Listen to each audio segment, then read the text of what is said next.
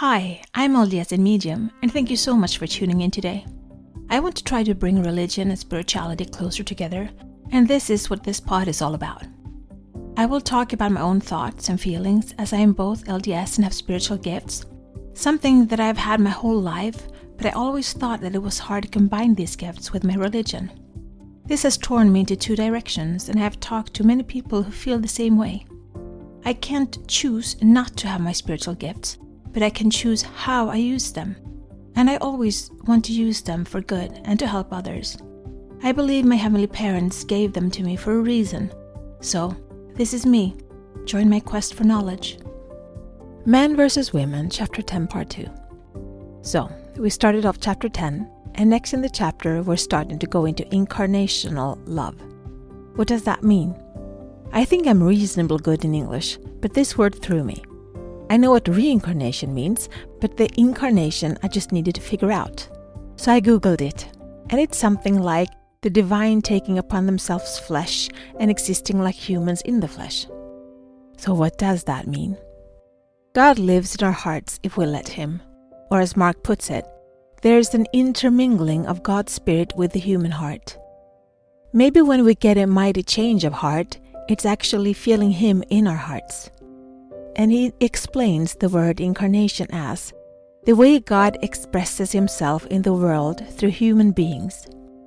Jesus asked the Father to let the love you have for me be in them, that I may be in them. I think the them He refers to is you and me. And it's a great blessing and a superpower to be able to access this kind of love in any relationship, especially in a marriage. We are supposed to love with the love of God, which is unconditionally. He just loves us. No matter what we do or say, He just loves each and every one of us. We, on the other hand, loves a bit more conditionally, or contractual, a kind of 50-50 kind of love. Mark writes, the love we are called to give is to be based upon covenant, not contract. Though covenant love longs for a response, it is given without any guarantee of one. End of quote. So this concept, I get it. I understand the structure and the mechanic of it. And in theory, it sounds amazing. However, it's hard. Having been in a relationship where you give and give and give, it's like breathing out and out and out. Eventually you die. Or if the heart beats out and out and out, it becomes empty. There is to be a balance. You breathe in, and then you have so you can breathe out. Your heart receives blood and it fills up so that the heart can pump it out to the rest of the body. It's the way it is. Sitting here and writing this, I hear this little voice inside of me saying, yes, you breathed out and out and out, but not to yourself, to everyone else. You forgot yourself. And that is the crucial point, isn't it? Love unconditionally includes the self-love, which I was really bad at.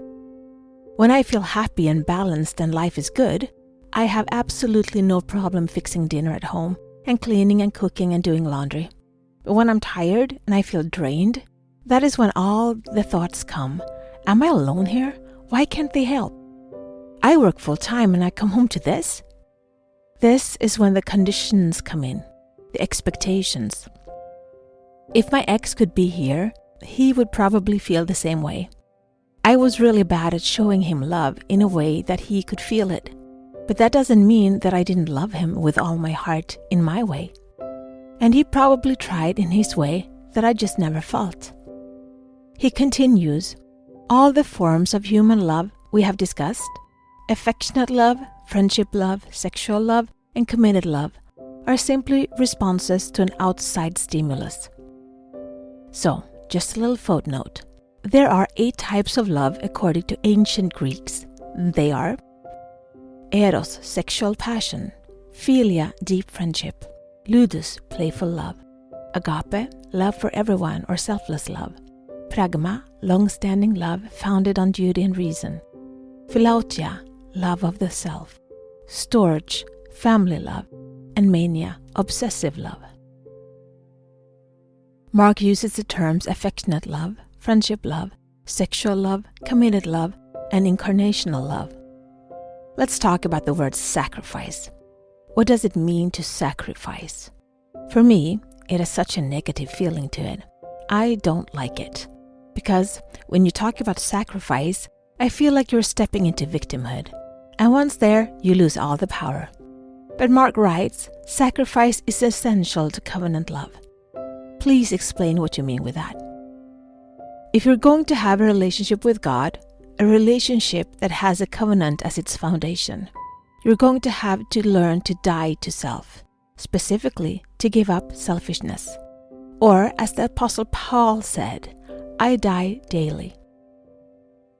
Before you perform any act of kindness to anyone, make sure you have died to selfishness, that you're not just fishing for a response. That's what contractual love does. If you have died, you won't care if there's a response or not. End of quote. I guess this is what I'm yearning for deep down. That's why I follow my celebrities and my eSport team. I can just love them unconditionally and don't expect anything back. It's a safe, one-sided type of love. When it comes to actual humans in my life, that is so much harder. But I'm becoming better on loving myself, setting boundaries, and doing things for me.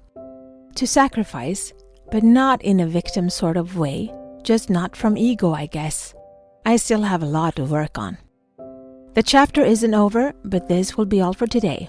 So, be the light, share the light, spread the light, and shine. This is my journey. Thank you so much for keeping me company today. Please download, like, share, and subscribe, and help spread the light and spread the word to expand our community. Let's bring more love, peace, and unity to this world. Take care of yourself and your loved ones. Always be grateful, kind, and loving. Be brave and remember to step out of your comfort zone and smile. If you support us on Patreon, you will get access to our meditations and extra materials so you can download them as MP3. Also, we now have a Facebook group, which you can access from our Facebook community.